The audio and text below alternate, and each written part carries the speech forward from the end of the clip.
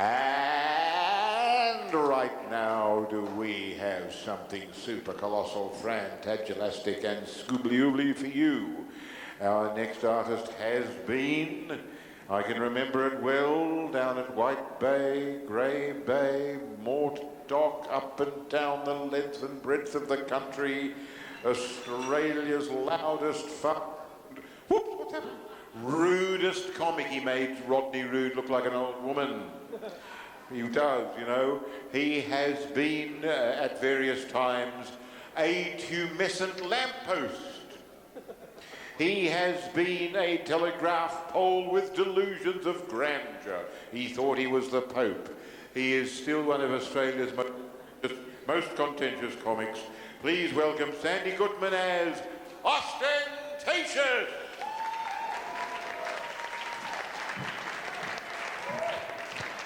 Thank you, Adrian, and what a great job Roger's done tonight. Let's have a big hand for Roger. And to some people it might be anachronistic, but to me it's very current, and it's what this city needs. Particularly, actually, what John Howard needs is that escapologist. But no, but what we need is we need something romantic, and this is a little bit romantic, and I'm just surprised that so few people came. But then I did Kalgoorlie last night and only one person showed up. And I sat at his table and I did my entire show, a 97-hour show. And about halfway into it, about 45 hours into my show, he said, "You are not funny, mate."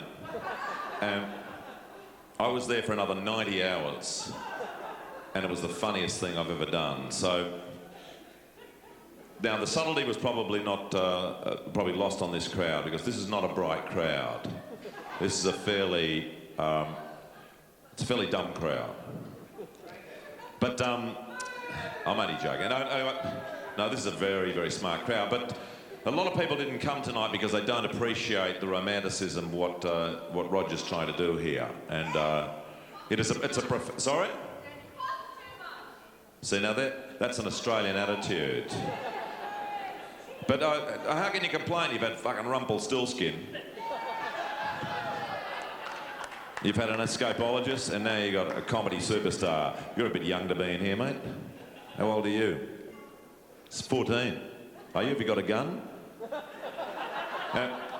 That's something we Australians haven't got yet, but we're moving into that era. And the more the Australian dollar goes down, the more killings are going to be at high schools. And I'm right behind it. And George W. dyslexia. But the thing is, I travel all over the world, and people, I can feel this audience is a bit unrelaxed because they're not used to a superstar genius like myself coming down here and not getting paid. But neither am I, to be honest. But I'm doing it because I love Adrian Rawlins, and I wonder what bug he's got in his stomach. But the thing is, he's got something in the bowel. He told me from India, from lime juice, and don't drink lime juice on the street. Anyway, but there's a few kids in here, and I'm going to be using words like handsome. But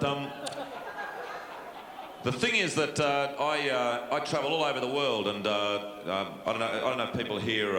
It's a fairly urbane sort of an audience, so see, I can get away with a lot more here than I did in Fremantle last night. There are subjects I can't touch in Fremantle, but I can openly discuss the Mahabharata, which I will be doing in the 7th hour of my show. And at 6 a.m, I'll be doing the entire sonnets of William Shakespeare, who actually came from a town called Merredin in South Australia, and then moved to England because he wasn't getting any attention. And that's how fucked it is here. But no, it is. We all have to leave because look at this. You know, Ellis D. Fogg is trying to set up something unusual, and nobody came because Australians don't give a fuck. And I was with Juan Antonio Samaranch, this is true. I was at the Regent Hotel, and I must have had 30 prostitutes in there, and everybody was on cocaine, and you know, Michael Knight was fucking out of it, and I remember the phone rang and somebody said that his wife was dying of cancer, and he stopped rooting for a second, and then he went straight back into it. And I tell you what, that that is what Australia does to one. And you see, this is a true story. I don't know if you know what I'm talking about, but what I'm talking about is it's ironic. You see, I don't want to get too clever because I think this is it's not a bright crowd, but I'm going to attempt a few things here tonight. I'm an escapologist in a sense, in a more of a philosophical sense. I don't want to be didactic, but you see, I could go anywhere with this crowd. I feel that I could discuss the entire Babylonian Talmud tonight and compare it to Seinfeld. But the thing is that this crowd wouldn't go with me. And in Fremantle last night, it was like pulling teeth. But you've got to do that sort of work if you want to remain in show business. You can't always work to a Jewish crowd. And I don't know if there are any Jewish people in here tonight, but what I do on stage, what I actually do, and it's unclassifiable in the English language, but in Yiddish, and has anybody been to the town of Lvov in Poland? Anyway, well, you know the expression, the father, the son, and the Holocaust. Anyway, I was there. I was in Poland last year. Now, the Poles collaborated with the Nazis in the murder of about 3.5 million Jewish people. And I was at Are there any Polish taxi drivers in at all? Anyway, there just deserved. Anyway, but the thing is, I don't want to get too profound, but thing was, I was in Iraq. Has anybody been to up there to the Cocos Islands? Anyway, I was working. This is in Desert Storm because my agent's Orange, and I was doing a show for the Pope. This is a true thing, and I met his wife, and this is when I was in Poland in a town called Poznan, which is. Do you know what I'm talking about? Where are you people from? Are you from the area? What's your profession? Everybody's a fucking comedian, aren't they? Car cleaner. And yeah, sure, mate. And as if Roger Foley would have a car cleaner as a friend. Anyway. Anyway, I'm getting too smart. But no, because I work so hard doing stand-up that I've become so bright that I've run out of audience. And I was lamenting this. I was with Daryl Summers at the car park he works at in Geelong the other day. And he was crying, he was saying, oh mate, I got fucking leggies coming out my ass. I can't get arrested. And I said, just go and get my car, mate. And we were reminiscing about the heydays of Hey Hey, when Maury Fields, one of the great entertainers, a comic genius, who once said, there was a bloke in a pub, you see, and he had a parrot up his ass. And I just think that sort of humour is... Where is it? Anyway. Because that's what made Australia great. And a guy like me with a wit and a genius and a sharp Jewish chutzpah can't get a fucking job in town. Well, I got to come and work here for nothing for LSD FOGG. But it's a pleasure for me. It's a pleasure because I saw Rumpelstiltskin tonight. And he will be supporting me. He will be supporting me on my next tour, I can tell you that. Because anybody that's that fucking nuts should be working harder. Anyway, how's the car cleaner doing? All right there. No, anyway, I'm in a good spirit because I've had Jewish Shabbat dinner with my family, and I have a family, unlike most entertainers, and a happy family, and except I don't have any sex anymore, so I'm cutting off my cock and giving it to Kerry Packer. But thing is. I don't want to get too bright, but thing is, I was working, because there is a subtext, you see, because we're Australians, we understand that. We are a powerful culture, and we are going someplace, and not just into New Zealand. We are about to take over the world, and I was on a cabin cruiser in the Barrier Reef, just by the way, and there were some Americans on board, and one of them said, we want to go snorkeling right now. And we said, yeah, go snorkeling. And we had 100 joints and we just pissed off. Now, that's because we're Australian. Now, where else in the world would that happen? And I feel proud of that. I'm proud because I love a sun cunt burn tree. I'll tell you what. Australia is, and I've just come up with a new Australian flag. It's a melanoma on a white background. with the words emblazoned on the bottom, "Pissed, we forget." Now, these 3 words that took Mel Gibson into history, and what a great job they did at Gallipoli, and what a great thing it is, the Anzac thing. And it's Anzac Day today, I don't know if people know that, but we every year we congratulate the Gallipoli veterans for being massacred there at Gallipoli Cove. For being, you know, a couple of British backpackers said to them, "Just go over there and let those Turks blow you apart." And all the Aussies said, "Yeah, why the fuck not?" And 15,000 of them from Childers in Queensland were massacred. And that's what happened at that backpackers hostel, because that was revenge. Now, no, pissed we forget. Now, no, you think about it. I don't want to get too smart, because this is not a smart crowd. Now, I'll be doing vagina jokes pretty soon, but the thing is, no, I'm a feminist myself, but no, I'm a Christian, and Jesus, do people know about the Christian thing? In fact, the symbol of Christianity is a cross. And I thought to myself, what a great thing as a... Sorry? Was that a sentence? I don't know. It was reminiscent. So, hey? Oh, it was feel free. Feel free. A great poet, but a man going nowhere. But welcome here in this environment, because this is a thespian. This is a thespian environment. Let's face it. Let me not to the marriage of true minds admit impediments. Love is not love which alters when it alteration finds, or bends with the remover to remove. Oh no. It is an ever-fixed mark that looks on tempests and is never shaken. Shakespeare, mate. It is the star to every wandering bark whose worth's unknown, although his height be taken. Love's not time's fool, the rosy lips and cheeks within his bending sickle's compass come. Love alters not with his brief hours and weeks, but bears it out to the edge of doom. If this be error, and upon me proved, I never writ, nor no man ever loved, you can't. Now, that's because you don't want to distance yourself too much from the crowd. And we have a very sophisticated crowd. And how you going, car cleaner? And the thing was, Australia. And I was working. I was working in East Timor. I was there as the MC to introduce Kylie Minogue. And I said to the East Timorese, they'd been through a bit. I said, if you think the militia was bad, here's Kylie Minogue. And I love mediocrity, because mediocrity has kept me off television. And when I think back, it was actually a good move, because where's Jamoan right now? Working in some shithole in Woomera. And here I am at the town hall.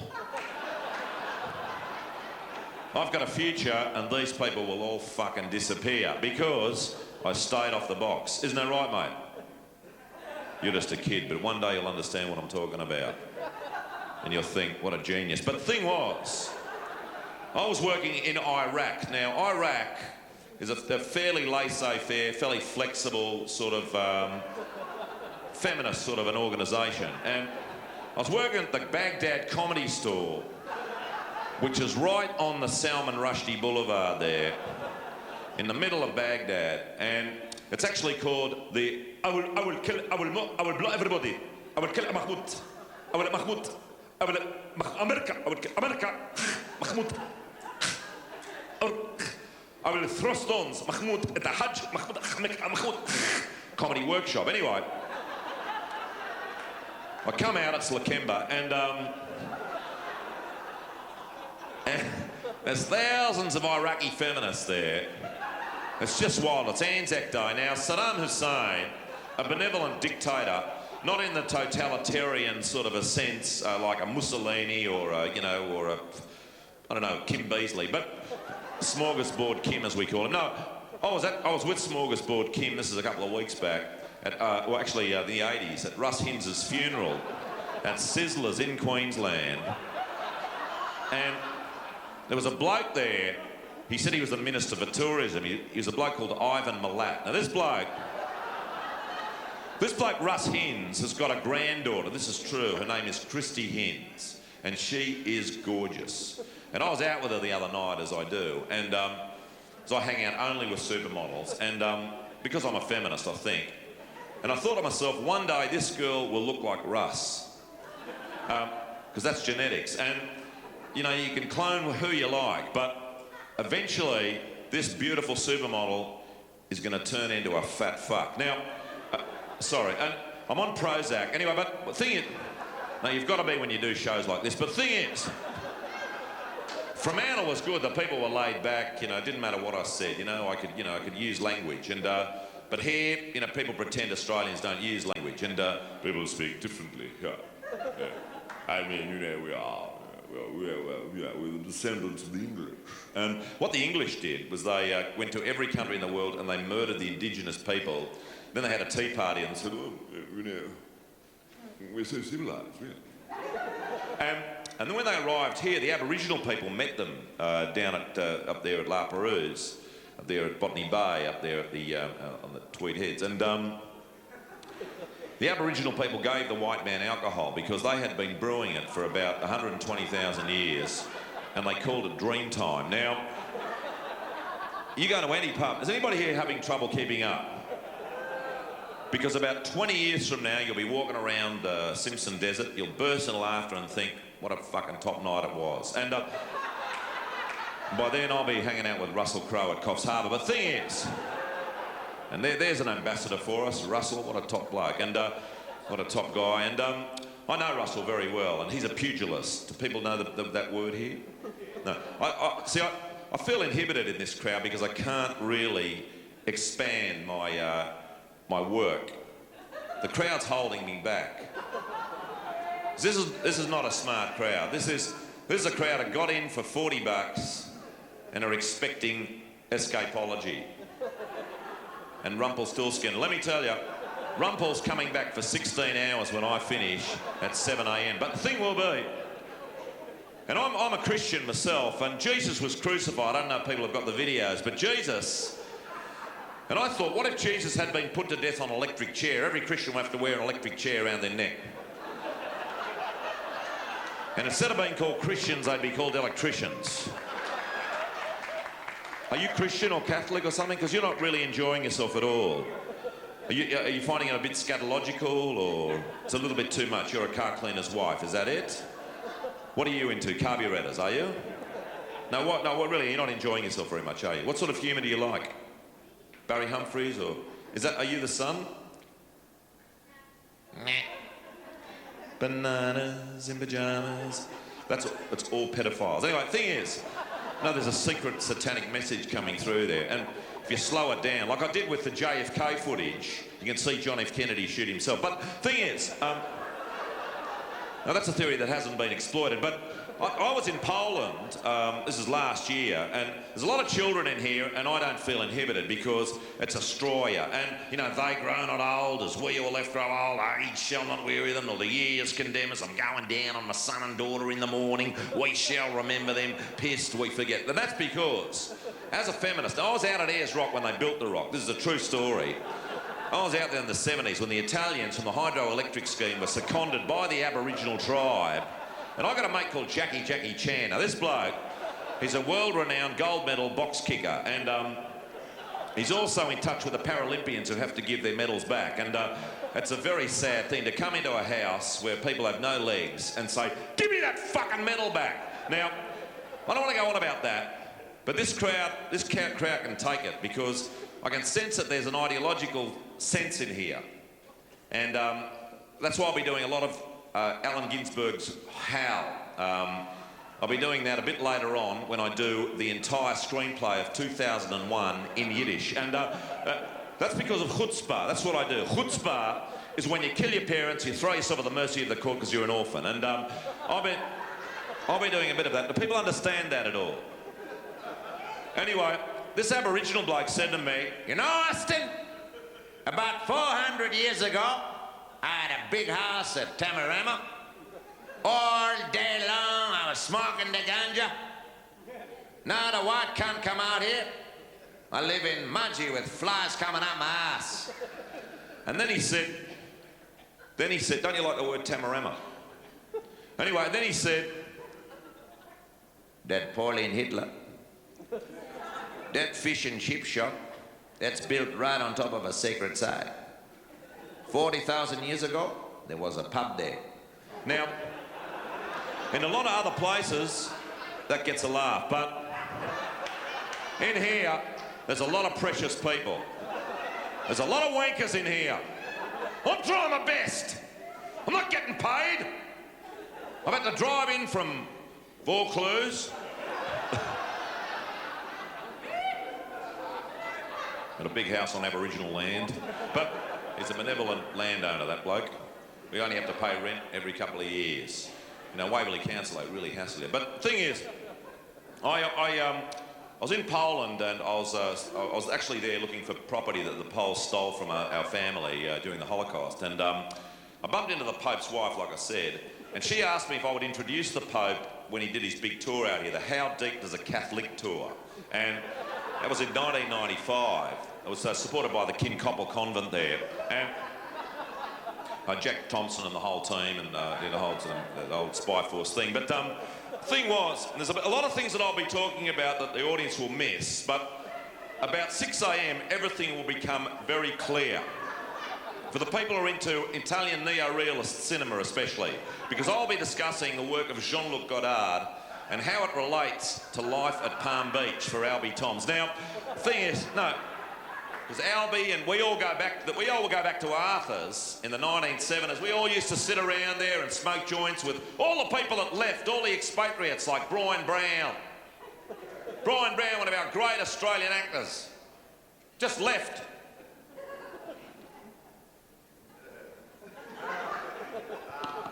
Anyway, and what? Nothing means anything. It's all rhetorical. It's all comedy. That's misery out there. Anyway, so you know, I went out with the Australian dollar for a while. It was great going out with something guaranteed to go down on you at least 3 times a day. So it's just a current joke. But you know what a black box is, mate? Well, it's in the plane. It's an Australian invention, as you know. It's an Australian invention, and it's there to record what the pilot says just before they hit the mountain. So the pilot will say something like, "Fucking mountain!" And then when they play it back, they know what happened to the plane. Because if it's Qantas, it'll be in pieces. And Qantas is getting very, very bureaucratic, and it's actually, I don't enjoy Qantas anymore. I'm flying Impulse. How many people fly Impulse? You got to stand up. I mean, I don't mind that. Standing up and giving up your chair for old people, and they don't even have filtered water. But the thing is, they get you there. We left here at 7 o'clock in the morning, and we're in Melbourne 2 days later. But I tell you what, it was a wonderful flight. Going via Groote Island is not my idea of... but then, if you've taken a Greek cab driver in Sydney, you'll know what I'm talking about. And what happened to the Greeks? I mean, Aristotle, you know, Plato, Archimedes. Now they can't find their way from the airport to Maroubra. And that's a culture in decline as far as I'm concerned, because I'm from Germany. I'm German. I was born in Germany. I was born in Habsburg. And I was down, this is true, I was in Cottesloe Beach, but they brought Arnold Schwarzenegger in there to take care of the shark menace. And you know, I was on the beach there, and the people was coming out of the water. And I mean, because his father suffers from Alzheimer's disease. That's when you forget you're a Nazi. Anyway, but Barry Kosky should be ashamed of himself because he's gone to work in the Schauspielhaus. The Schauspielhaus! Every Austrian speaks like that. They all speak like Arnold. Anyway, what is that? Anyway, but no, true story. And I actually made the Tropfest winning film. Tropfest has gone downhill since I won in '98, but they call it Paulsen Fest now, and it's just a celebration of John Paulsen, the pilot. But the helicopter pilot. Kerry Packer picked a pilot pretty perfectly. Kerry Packer picked a pilot. Anyway, I haven't rehearsed this show, but I've got a lot of ideas, and I'm just trying to run them into each other, but the audience is not behind me. This audience is this is not a giving crowd. But I would be giving my best if this crowd could give something. But it's Australia. And I was in Morwell in Australia. Morwell, the home of the Paralympians. And I was speaking to a woman called Linda, and she said to me, I said, Greg, look out for fucking jail. I was just going up a trail, we'll get fucking blown, and I'll be back in a couple of days. When I got back, no Greg, no fucking jail. Just a fucking pig's head on the floor. Now, that is Australia. Now, and that makes me proud. That makes me proud. I'm from Wagga Wagga, which is the Aboriginal word for Italians, and I tell you, I grew up there. And that's where the phrase "get the fuck at you" comes from, or "who the fuck at you," or "shut the fuck at you." Now, that was the original. That's where the McAuliffe program is set, and all these lawyers can get shows, but I got to work here for nothing in the lower town hall, not the upper town hall. Gough Whitlam's probably up there now. I got to work down here with a fucking mobile phone that's on. Somebody whose babysitter is torturing their children. Well, why is your phone on? Because you don't respect entertainers. And that is the Australian. Would you go to the Opera House? You'd be sitting there in front of a Neil Armfield, say something like the Marriage of Figaro. And you'd have and in the middle of a speech by some stand-up comic who's pretending to be a thespian, you would leave your phone on, and in the middle of some soliloquy, how disrespectful are you? Will you show yourself? I want that person to come out here right now. Let's have a look at that disrespectful person.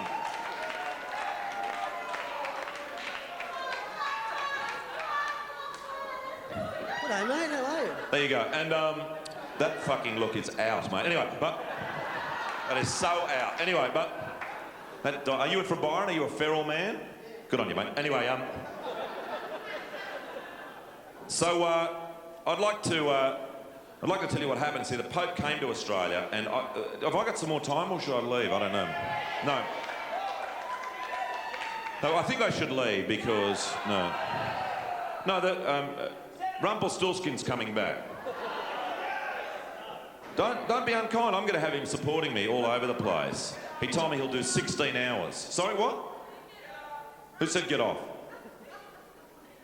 That's so unkind to poor Rumpel. Anyway, but Rumpel did his best. The Pope, yeah. Tell us about the Pope. Nobody tells me what to do, Adrian. Anyway. No, the Pope came to Australia. This was my intro. And he's a fairly frail man. If I was running the Catholic Church, I don't want to be, up myself or anything. But I thought if the Pope, if you had somebody that was the representative of God, I would have somebody like Schwarzenegger doing that, in nomine spiritus sanctus, whatever the thing. They do, because the shark was there, and the people was coming out of the water, and there was blood everywhere, and I wasn't frightened at all, and I bite the head on the shark. Anyway, but that gets laughed some places. That got a laugh in Geraldton. But the thing is, I have been all over this country for 20 years, and frankly, I'm sick of it. But I was working in Kosovo for the Slip, Slop, Slab It On Milosevic campaign, and it was Anzac Day. No, I'm in Iraq, this is true. I come out, it's Iraq. Now, Saddam Hussein will have Anzac Day whenever he wants. That's how blasé he's become. He doesn't give a fuck about, about what the UN says or what George Bush says to him. He just does whatever he wants to do. He would just have an Anzac Day. He will have an Anzac Day in September. Anyway, and I come out, and it's a fairly, the Iraqis are laid-back people, as I said, and I say, Khomeini, Ayatollahs, does it take to change a light bulb? And it's complete silence. And I was up at the Philip Ruddock Detention Centre 2 weeks ago with some Kurds that had been washed up on Bondi Beach, and now there's if this is a true story, actually, the Australian government under Mr. Sheen have just made a video to discourage people swimming to Australia. And It's got crocodile. He must have eaten about 100 cans. About 100 cans. And I was with Sean Connery, an Australian actor. This is a true story. From the Belvoir Company B, up there at the Sydney Theatre, Ron Nevin thing, and up there Patrick White season at Sarsaparilla. And it was a true story because David Williamson and myself, well, we're very close, and we have houses at Noosa because we were socialist ideologues in the 70s, but now we couldn't give a fuck. And but we still write plays and do humour that will appeal to the left because there are still some survivors, as you can see, and not many though. Sorry, what? Feel free. He doesn't get much work, but whenever I work, he's there, so he gets some attention vicariously through me.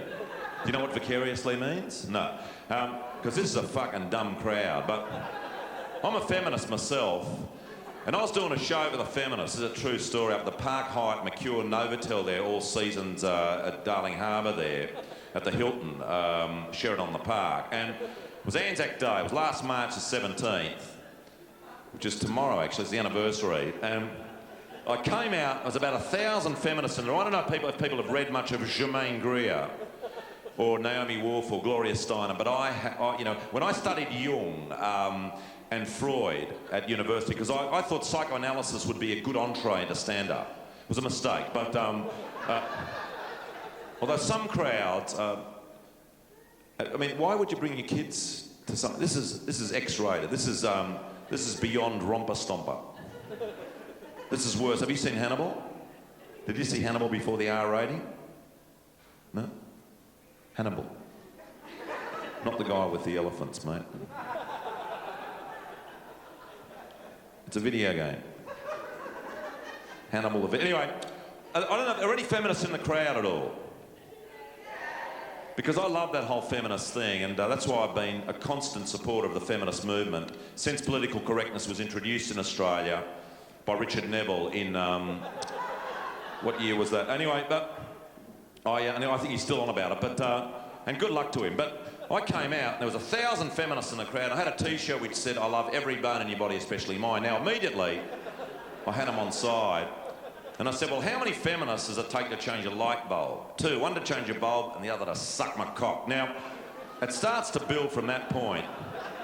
I don't know if people are understanding where I'm coming from here, because this is all about nuance. And I said to the feminists, God created everybody male, but the dicks fell off the stupid ones. Now, are people appreciating where I'm coming from here? Because this is the biggest response. I said to the Iraqis, I said, I rack my brains, because these Arabs are Lebanon borrow time. Wait a minute. I can't Tel Aviv. What is that scud mark in your ass? Now, the response was similar to tonight. People here are picking and choosing. They're thinking to themselves, I'll laugh at that, I won't laugh at that. Somebody will see me laughing at that, I won't laugh at that one. And that's the sort of crowd I like, because it's a challenge. You don't want a crowd that's going to laugh at everything. But I'll tell you a little Jewish joke. A Chinese guy gets home after a big night with his mates, and he says to his wife, how about a 69? She says, are you joking? You expect me to go downstairs at 6 o'clock in the morning and make you Mongolian beef with black bean sauce? So, just a dumb feminist joke, but I'll just throw in, because I'm a Scientologist, and I appreciate what they're doing, and Tom Cruise is a hermaphrodite. I read that in Who Weekly, but Nicole Kidman is a man, but a transsexual man, a cross-dressing animal, mad cow, but we have sane cows in Australia, but we have people with foot and mouth, but not after the election. But the thing is, we'll have Smorgasbord Kim, and in America I bumped into a fella called Sylvester Stallone. I don't know if people are familiar with that name, but he said to me once, one day I'll buy property in Kalgoorlie, and I spent a lot of time in the States, and Americans will invariably say to you, they'll say, I really love your work. I love your work. I love your work. I really love your work. Now, we're more direct here. We'll just say, fuck off. Now, but I was with Arnold Schwarzenegger, and he said to me, the shark was there, and it was a menace, and I was there, and the movies weren't doing any business anymore. And Sean Connery, who just happened to be at the meeting, he said to me, Pierce Brosnan, fuck off. Now, anyway, but oh, look, I could just keep on going and doing impressions, but I'm not here for your entertainment. I'm here because I was double booked. But the thing is, how you going there, mate? You having fun? Anyway, look, I'm just having fun myself. But anyway, the Pope comes to Australia. I'm a feminist, as I mentioned. And anyway, I said to the feminists, a woman goes to a gynecologist, he's looking in her vagina, and he says, geez, you got a big vagina? Geez, you got a big vagina? She says, you don't need to repeat it. He said, I didn't. Now, and the feminists were starting to relax. And this crowd is thinking, where is this man taking us? And that's a good question. Because this is all this vulgarity, there's a reason for it. It's because yeah, exactly, that's the reason. It's because I haven't got any other jokes, but... No, because when you're working out in the sticks, let's face it, you don't have to be too sophisticated. And then you come in here to the Roger Foley extravaganza, this is your life, and you've got to invent something. And I have to make it up on the stage, and I'm not getting paid. And this woman is looking at me with that sort of condescension that can only come from a Wurrunga. But the thing, because these people have had their private school education and, you know, like I had a woman last night, she said, I teach 3-year-olds and they're very scatological. Anyway, so, but I have that sort of, that sort of response because Australians don't really know how to respond. And that's why we are such a great land. And I was with Peter Garrett the other night, and he was clubbing a baby seal to death with some wood from a Queensland rainforest. And I'll never forget this, it was Anzac Day. It was March the 6th last year. My daughter's going out with an Anzac veteran. She's 16, he's 117, and we will not interfere because the whole bananas in pyjamas, the Wiggles, you know, whatever that Teletubby thing is really about, because I think it's a weird thing. I think there's something, Mike Willis, must have something to do with it, but, or John Laws or something. I'm John Laws. Just give me money. Anyway, I'm John Laws, 559935522. See, that guy makes $1 million a second. And I got to work here in the fucking lower town hall for nothing, for romantic reasons. Because Rambo was one of my heroes. I mean, Arthur Rambo, not John Rambo. Do you know who that was? See, what am I dealing with here, mate? You know, how are you going to be when I start reading the Torah? You're going to be completely lost. Do you know what the Torah is? See, there you go. You live here with a side-by-side, but there's probably a lot of Jewish people in your street, and you don't even know what the Torah is. Do you know what chutzpah is? I'll give you another example. A Jewish guy goes into a bank, he says to the bank manager, I want to borrow $1.4 billion. The bank manager says, for what? He says, I want to buy this bank. He says, how are you going to pay it back? He says, I won't have to. I own the bank. Now, that's chutzpah. And I'll give you another definition of chutzpah because you're mostly Anglo-Saxons. And, well, you know, to be honest, you cause all the problems. No, because Anglo and Saxon, it's English and Germans. Think about it. I mean, the Germans want to run the world, and so do the English, and they have fucked everything up. And I was with my Aboriginal mate, and I don't know, because see, if you haven't been to the Northern Territory, you don't realise how the Aboriginals persecute the white man up there. What happens in Tennant Creek is the white people get their dole checks, and the black people put them on the bus, take them to the pub, get them pissed, and then kick them out of the bus. And white people walk around there with no optimism. There are white people in the Northern Territory with chronic conjunctivitis and a lifespan of 35 years old. And these are car cleaners. Anyway, the thing is, what's going on there? You want me off? No, I think they want me. Is that it? Because there's no way I'm getting off now. I'm staying on all night. I'm going to stay on till his next show. And I said to the feminists, what do they call a woman with a toothpick through a clitoris? Olive. And I'll tell you what, the feminists were into it. Anyway, the Pope comes to Australia. Did you find that a bit vulgar at all? Or? Because, you see, there is an intelligence in vulgarity. And that's what exploitation's all about. That's what J.D. Salinger was all about. Or Saul Bellow. Have you read much of Saul Bellow? Enid Blyton or the Daily Telegraph? See, I come to Sydney and what crowd do I get?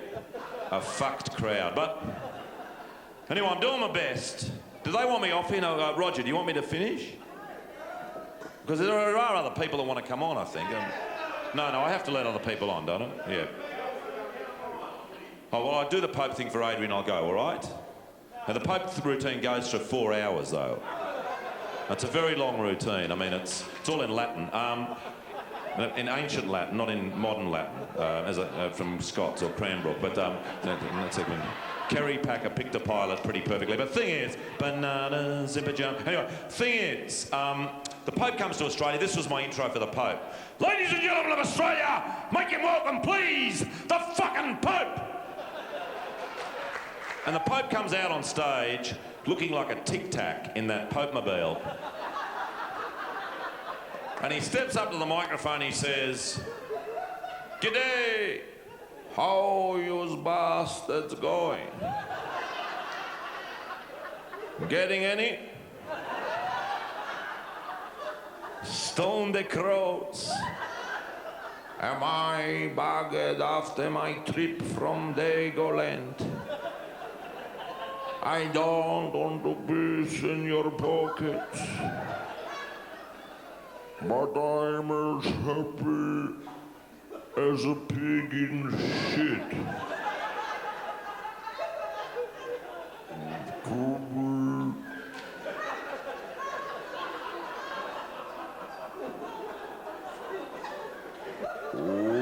Wait. No fucking worries. That said, though, I want to have a chin wag about all the Fraggle bunches, horses' hooves, chick parties, poopokers, mattress munchers, shirt lifters, sly butchers, and turd burglars, twanging their wires from here to whoop whoop. See, I'm starting to enjoy myself now. That's a rare thing. No. Particularly when there's no remuneration at the end. Because at least I know I've got something to look forward to. Being a bankrupt comic, living in Vaucluse, I feel like a lord of the manor. I didn't come down in the last shower. And I don't want to bang it on. But fair dinkum, I am the bloody Pope. You may think I know fuck nothing, but in fact I know fuck all. Thank you very much. It's been a pleasure. Good night.